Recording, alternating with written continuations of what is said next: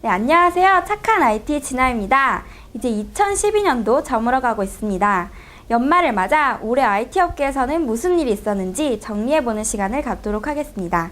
그럼 먼저 7분 안에 정리하는 2012년 주요 IT 뉴스, 지금부터 함께 만나보시죠. 2012년에 가장 많은 변화가 있었던 분야는 바로 태블릿과 스마트폰 시장입니다. 먼저 애플이 새 종류의 아이패드를 새로 출시했습니다. 3월에는 기존 버전과 비슷한 폼팩터의 아이패드가 나왔는데요. 10월에는 7.9인치의 새로운 아이패드 미니가 출시됐습니다. 이로써 애플은 삼성이나 아마존 등 비슷한 크기의 태블릿을 판매하는 다른 업체들과 직접 경쟁하게 되었습니다. 또한 올해는 애플이 스마트 디바이스 업계의 왕좌 자리를 삼성에게 내주기도 했습니다. 삼성은 지난 2분기 스마트 디바이스 업계 1위로 올라섰는데요. IDC에 따르면 올 한 해 삼성의 성장률은 100%를 기록했습니다. 한편 애플은 삼성의 절반에 못 미치는 40%로 나타났습니다.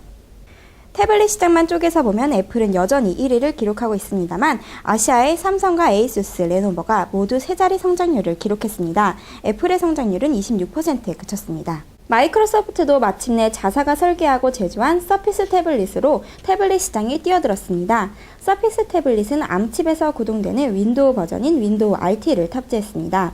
암칩은 전력 소모가 적어서 모바일 디바이스에 많이 사용되는데요. 암용 윈도우 RT는 기존의 소프트웨어들을 구동할 수 없다는 단점이 있습니다. IDC는 윈도우가 2016년까지 태블릿 OS 시장의 10% 정도를 차지할 것으로 내다보고 있는데요. 이런 성장률은 iOS나 안드로이드를 합친 것보다 더 높습니다. 점점 더 많은 기업들이 태블릿을 출시한다는 것은 선택의 폭이 넓어지고 가격이 저렴해질 수 있는 가능성이 높아진다는 뜻이겠죠. 하지만 동시에 소비자들에게 혼란을 줄 수도 있을 것 같습니다. 네, 이렇게 태블릿 시장은 기하급수적으로 성장했는데요. 그럼 스마트폰 시장은 어땠을까요? IDC에 따르면 휴대폰 시장의 성장률이 1.4%에 그쳐 최근 3년 중 최저치를 기록할 것이라고 전했습니다. 다양한 제품이 나오는 안드로이드는 손쉽게 iOS를 제쳤습니다. 하지만 가장 기대를 받고 있는 것은 바로 윈도우 폰입니다. IDC는 이제 올라갈 기밖에 남지 않은 점유율 2.6%의 윈도우 폰이 향후 몇 년간 70% 이상 성장할 것으로 내다봤습니다. 윈도우 폰 8은 iOS와 안드로이드의 대안으로 좋은 반응을 얻고 있습니다. 윈도우 8은 실시간으로 업데이트되는 라이브 타일과 iOS나 안드로이드와는 다른 느낌과 모양이 특징입니다. 애플과 삼성이 특허 공방으로 시끄러운 한 해를 보냈습니다. 8월 말에 미국 캘리포니아 연방법원은 삼성과의 복잡한 특허 관련 소송에서 애플 승소 결정을 내렸습니다. 삼성의 제품이 애플 제품의 특허를 침해했다는 것인데요. 삼성은 항소를 냈고 두 회사는 현재 전 세계 많은 법정에서 공방을 벌이고 있는 상태입니다. 오라클과 구글도 법정 공방을 벌였습니다. 미국 법원이 지난 5월 안드로이드에 사용된 자바 API가 저작권의 보호를 받는 대상이 아니라고 판결하면서 오라클이 구글을 상대로 낸 소송에서 패소했습니다. 오라클은 또 지난 8월 HP로부터 소송을 당했습니다. HP와 하이엔드 서버에 사용된 i10이언 프로세서용 소프트웨어 개발을 중단키로 했기 때문입니다. 페이스북도 천국과 지옥을 왔다 갔다 했습니다. 사용자가 10억 명을 돌파했지만 IPO는 실패했기 때문입니다. 지난 5월 페이스북은 주당 38달러에 나스닥에 상장했습니다.